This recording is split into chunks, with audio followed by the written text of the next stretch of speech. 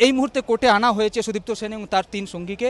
এই যে দেখছেন, এই যে ভ্যানের মধ্যে জম্মু কাশ্মীরের পুলিশ রয়েছে এবং তার মধ্যেই তাকে আনা হয়েছে। এখন এইখানে যারা যারা আজকে কোর্টে তাদেরকে পেশ করা হবে তাদেরকে এখানে নিয়ে এসছে জম্মু কাশ্মীর পুলিশ, সঙ্গে কলকাতা পুলিশের জওয়ানরাও রয়েছেন এবং এরপরেই তাদেরকে কোর্টে তোলা হবে এবং রিমান্ড নেবে কলকাতা পুলিশ।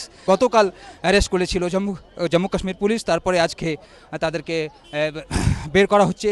কিছুক্ষণের মধ্যে আপনারা দেখবেন বেরিয়ে আসছেন যাদেরকে গতকাল আটক করা হয়েছে তাদেরকে এক এক করে নামাচ্ছে পুলিশ এবং তাদেরকে এখান থেকে নিয়ে যাওয়া হচ্ছে কোর্টের মধ্যে, যেখানে রিমান্ডের জন্য অ্যাপ্লিকেশন দেবে কলকাতা পুলিশ এবং সেখান থেকে রিমান্ড নিয়ে এখান থেকে শ্রীনগর নিয়ে যাওয়া হবে এবং শ্রীনগর এয়ারপোর্ট থেকে সোজা কলকাতা রওনা দেবে কলকাতা পুলিশের এই টিম। এবং কোর্ট চত্বরে প্রচুর ভিড় রয়েছে, নিরাপত্তার জন্য প্রচুর পুলিশ এখানে মোতায়েন ছিল সকাল থেকেই।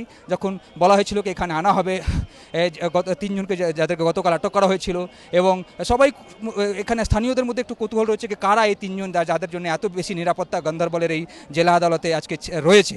এবং সবাই জানতে চাইছে কি কত বড় কেলেঙ্কারি এটা কলকাতাতে হয়েছে, পশ্চিমবঙ্গে হয়েছে, যেটার জন্যে এত সংবাদ মাধ্যম এবং এত পুলিশ এই কোর্টের মধ্যে আজকে আনা হয়েছে।